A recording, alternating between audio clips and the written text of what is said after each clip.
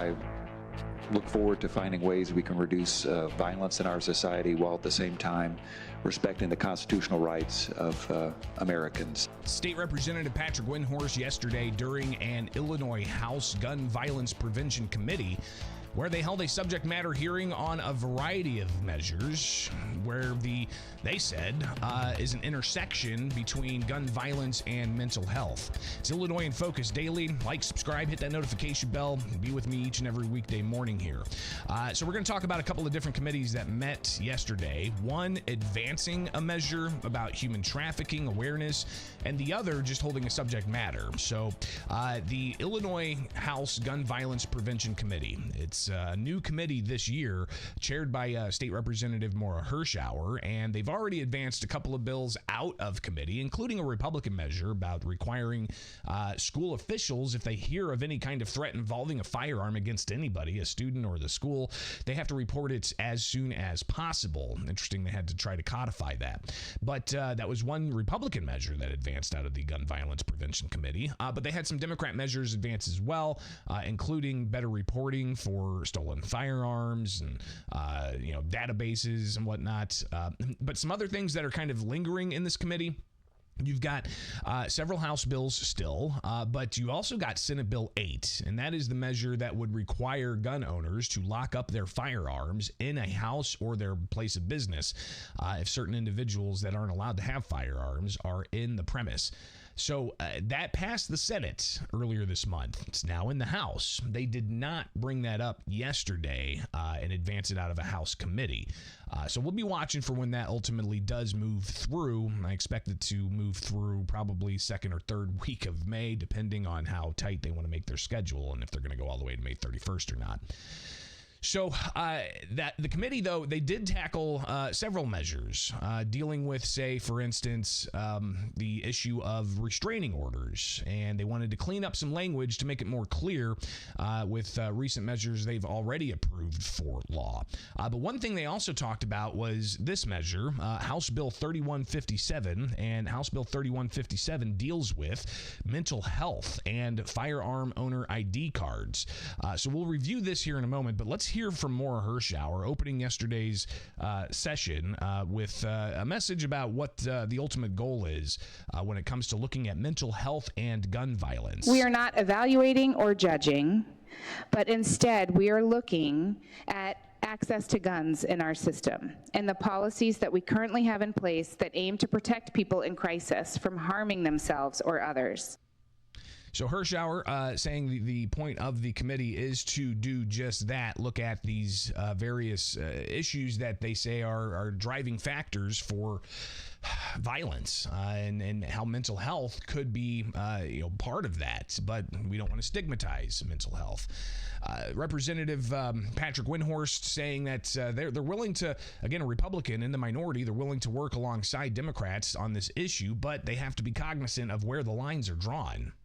I look forward to finding ways we can reduce violence in our society while at the same time respecting the constitutional rights of Americans. State Representative Lindsay LaPointe from Chicago, Democrat. She is very focused on mental health issues, and she says that this issue between gun violence and mental health is paramount. I think we do too much in Springfield in haste and under duress, and on a topic like this that people feel so strongly about in every corner of Illinois, and on a topic like this that has literally life and death consequences in every corner of Illinois. Obviously, people very passionate about this issue, just as gun owners are. The Illinois State Rifle Association's Ed Sullivan was there as part of the subject matter hearing to lend his support for working on this issue, because he says, especially with this bill that we're going to talk about here in a moment, you've got people that are getting caught up in various particular laws, not on their own accord. So we'll talk about what House Bill 3157 does.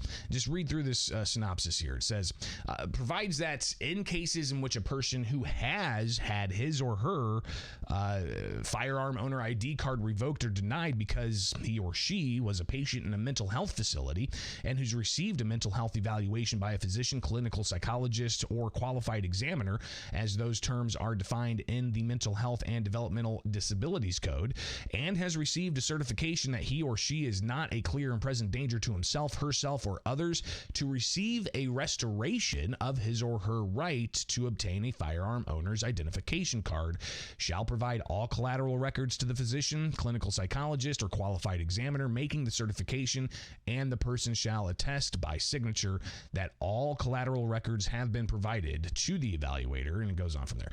So, I mean, ultimately, yes, what you've got here is a measure that would say, hey, if a gun owner has been put into a facility and evaluated, but, you know, later they find that there's nothing really going on there, they can have their FOID card restored. Ed Sullivan says, you know, this is happening to, say, a Chicago cop who went to the hospital and there weren't enough beds, so they put him in the psych ward, and he was coded being in the psych ward, and that impacted his ability to have firearms. I've had other listeners and watchers who have emailed with similar instances happening to them with their firearm owner ID card. And I know that there's probably people, even in the live chat, saying that the FOID card is unconstitutional. Yes, some lower state courts have ruled that. Some lawsuits continue to go through. It's in federal court as well.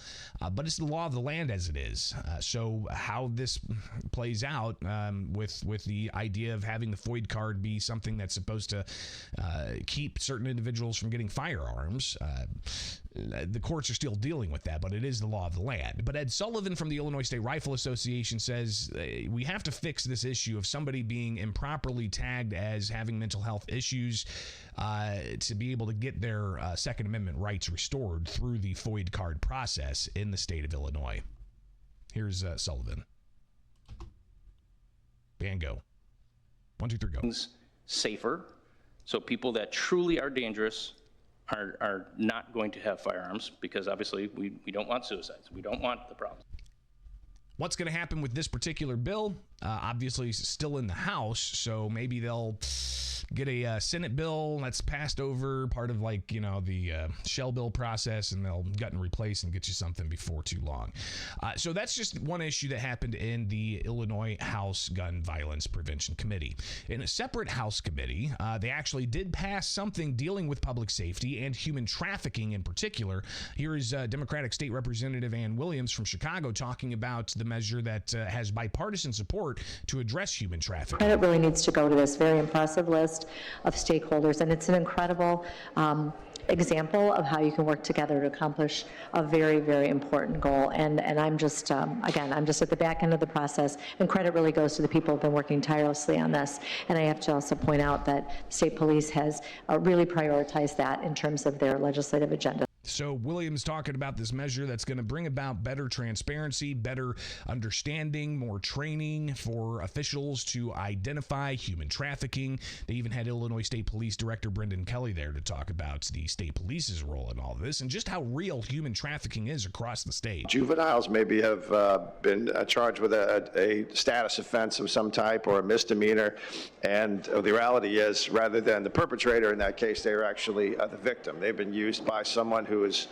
controlling them from behind the scenes to traffic them. And obviously, it's a growing concern that everybody from, you know, your neighbor to local police and state police need better awareness about just how real human trafficking is. The reality is, no matter which way you measure it or which metric you're looking at, there's more human trafficking going on than we are identifying. And the measure that passed out of committee, out of the House, and has already passed the Senate, that is indeed something that's going to possibly require more training for various officials to be more aware of human trafficking, to be able to identify human trafficking. We'll see how that measure advances through the State House. It is Illinois in Focus Daily. I'm Greg Bishop. Like, subscribe, hit that notification bell. Wake up with us each and every weekday morning. Get those headlines in your inbox, and get the podcast where you get podcasts, all right?